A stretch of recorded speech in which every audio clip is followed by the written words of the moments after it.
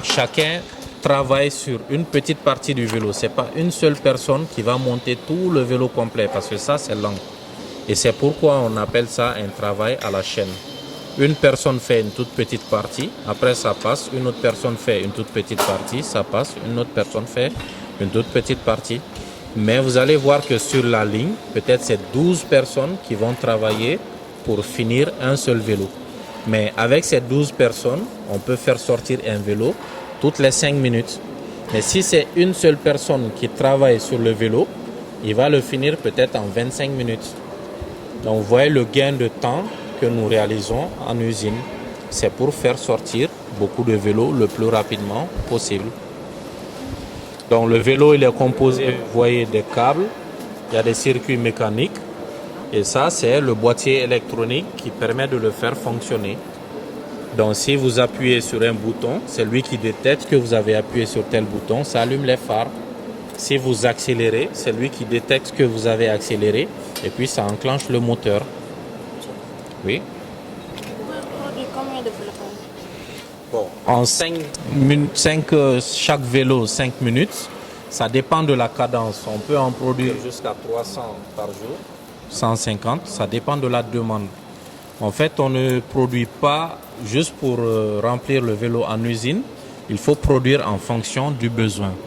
Donc si quelqu'un nous dit qu'il vaut 1000 vélos par exemple, on augmente la cadence. S'il n'y a pas beaucoup de demandes, on peut diminuer un peu la cadence de production. Comme ça, ceux qui sont libres, on peut utiliser ces mêmes opérateurs pour qu'ils travaillent sur autre chose. Donc toutes les personnes qui travaillent ici, nous les formons, nous leur apprenons. Par exemple, celui-là, quand il est venu, nous leur avons fait une formation pour lui apprendre à ça, c'est ça et ça que tu dois serrer, c'est ça et ça que tu dois faire.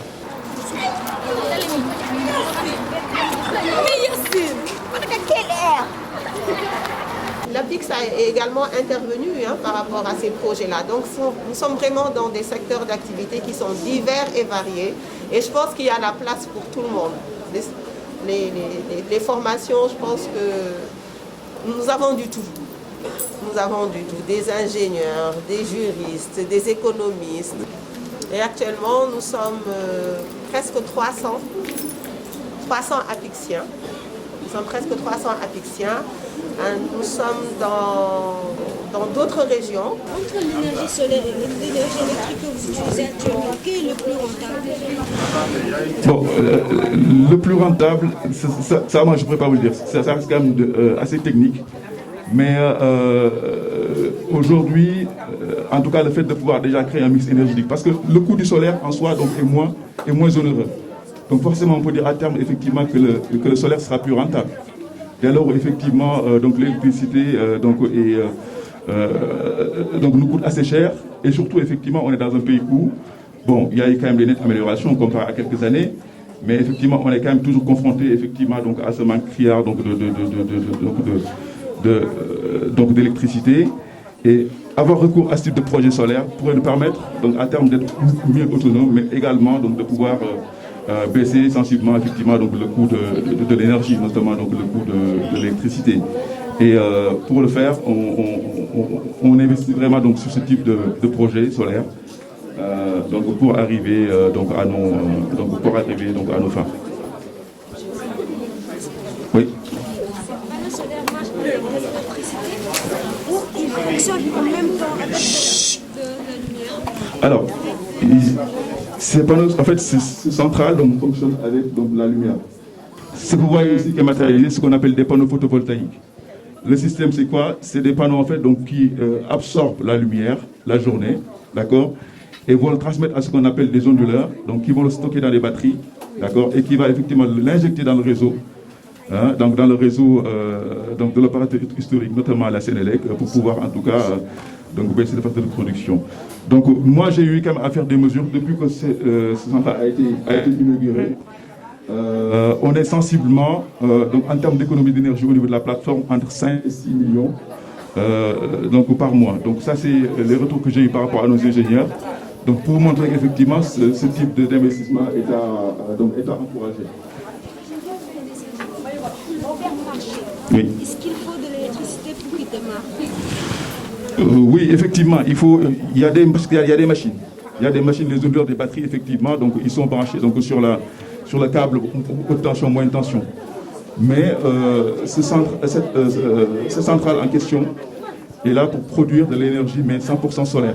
D'accord? C'est des panneaux photovoltaïques qui emmagasinent l'énergie et qui en font de l'électricité, donc injectée dans le réseau.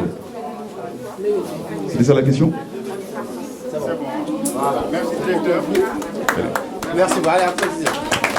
Diamniadio est une ville nouvelle, une ville révolutionnaire, une ville qui se complète avec beaucoup de compartiments, administration, sport, industrie, etc., loisirs. Voilà. Alors, je vous souhaite une bonne visite. Je voulais vous dire tout simplement que voilà le Sénégal, voilà ce que nous devons faire pour le développement de notre pays. Quand vous serez grand et vous êtes bientôt, quasiment, donc vous serez bientôt responsable de ce pays, alors faites de sorte à bâtir une nation démocratique, une nation unie, mais une nation économiquement libre, une nation qui fera de sorte à ce que tous les jeunes de la nation auront un emploi. Et pour cela, il faut bien que vous vous cultiviez, il faut bien que vous réussissiez à l'école, que vous appreniez et que vous alliez dans différentes filières. C'est-à-dire, c'est vrai, il faut philosopher, mais il faut aussi avoir de l'ingénierie.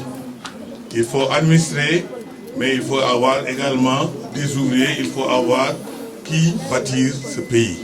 Et pour cela, je vous exhorte à bien vous inscrire dans de bonnes filières et de façon à assurer le Sénégal de demain, comme le président de la République. Vous savez, le président Macky Sall, comme nous tous, a traversé les établissements. Il était élève comme vous, après universitaire, ainsi de suite. Donc prenez cet exemple et de l'ambition à bâtir le Sénégal comme on est en train de bâtir Diamniadio. Et donc sur ça, je vais vous dire, en tout cas, et dire également à ceux qui vous accompagnent, en tout cas vous êtes bienvenus ici, je vous encourage, je vois bien qu'il y a plus de filles, hein, je pense. Hein. Voilà, donc il y a des garçons, je vous salue tous, mais il y a des filières scientifiques, inscrivez-vous dans les filières scientifiques, il y a d'autres filières, bien sûr, il faudra toujours administrer. Et voilà, en ces mots, hein, je vous dis que Diamniadio est là. Vous allez avoir, je pense que vous avez déjà vu les usines.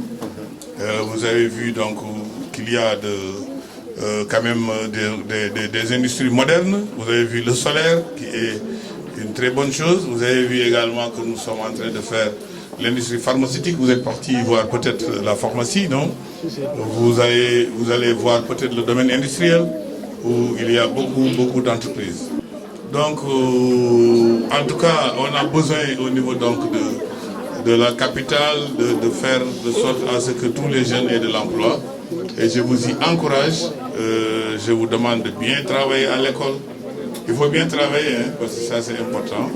Et pour devenir ingénieur, docteur, gouverneur et autres. Voilà, merci. Chers enfants. Monsieur Ba, oui. Est-ce que gérer une entreprise c'est aussi facile? Bonjour, comment vous faites pour diriger une entreprise avec beaucoup de personnes comme ça? Bon, c'est une très bonne question. Hein. Gérer une entreprise, est-ce que c'est facile? Et comment on fait pour diriger une entreprise avec beaucoup de personnes? Mais c'est très simple. Hein. Il faut d'abord une formation quand même de base pour savoir que pour gérer une entreprise, bon, il faut des connaissances. Il faut surtout que l'entreprise réussisse. Il faut savoir où aller. Il faut être rentable. Il faut également être équitable. Donc, pour gérer une entreprise, vous basez aussi sur une équipe. Il faut former une bonne équipe où vous partagez le travail avec l'équipe et vous avez des objectifs que vous devez atteindre. Et pour atteindre les objectifs, il faut avoir des moyens.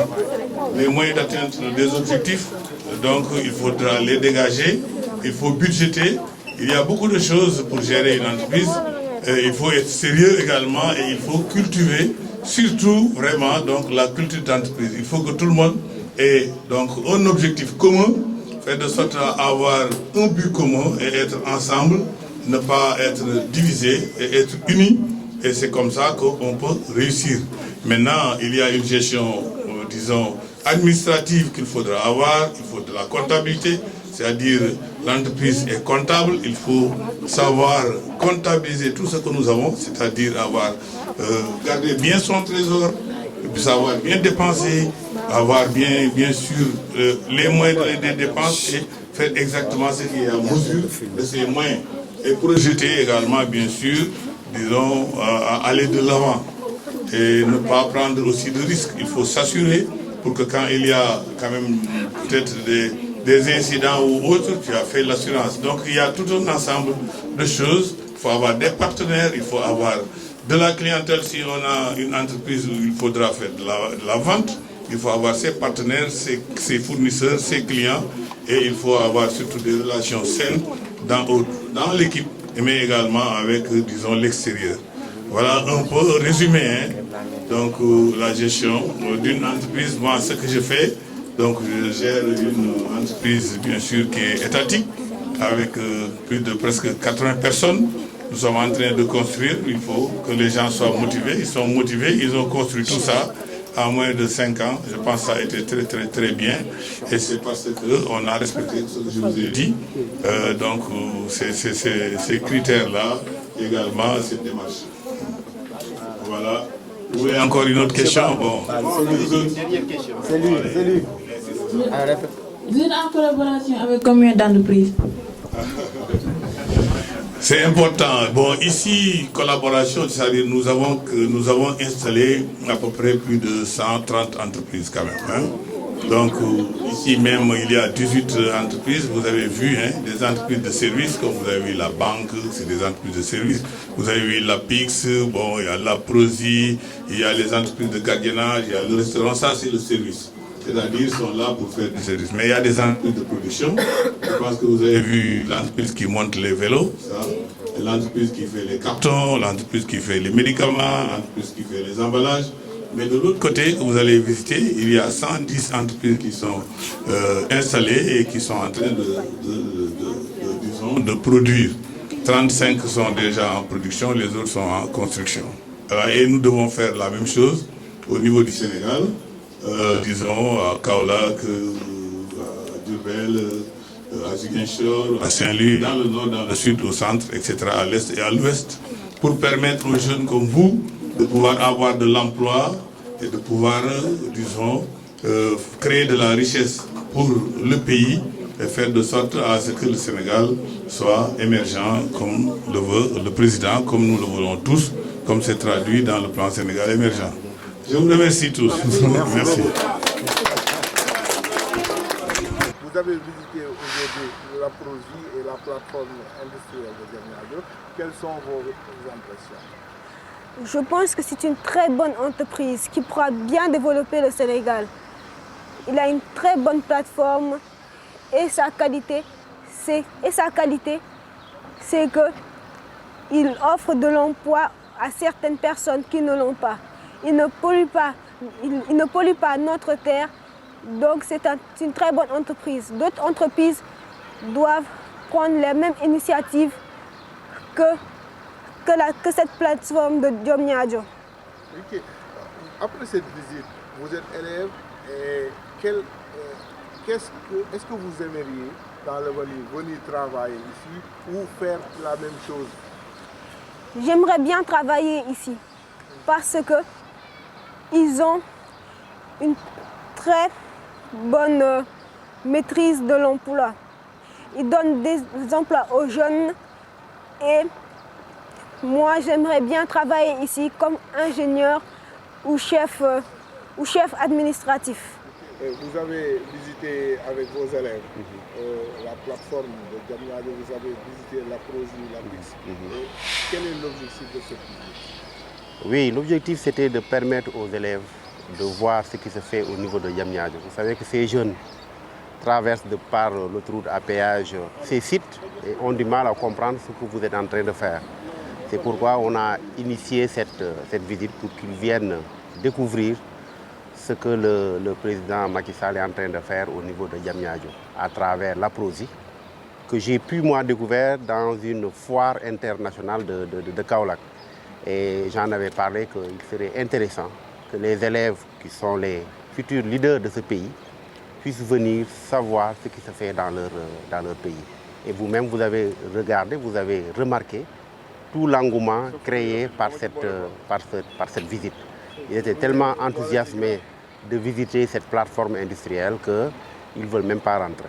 Ok, ils ne veulent même pas rentrer, mais au-delà de cette visite, comment vous allez faire pour que ces élèves-là, qui sont en classe de 6e et entre 6e et 4e, puissent, dans l'avenir, avoir la notion d'être ingénieur ou administratif? Oui, c'est la deuxième mission de cette visite. Parce que si on a organisé cette visite, c'est pour qu'ils soient motivés dans leurs études. Vous l'avez dit tout à l'heure, le DG l'a dit tout à l'heure, choisissez ce qu'on appelle des filières scientifiques pour être de grands ingénieurs. Je pense qu'ici, ils ont visité beaucoup d'usines, beaucoup d'entreprises, et ce sont des gens qui ont abouti à des études très poussées. Et pour cela, c'est une des raisons de cette visite qui va permettre à tous ces jeunes d'être encore beaucoup plus motivés et d'être de futurs ingénieurs de ce pays. Et pourquoi pas venir travailler à APROSI.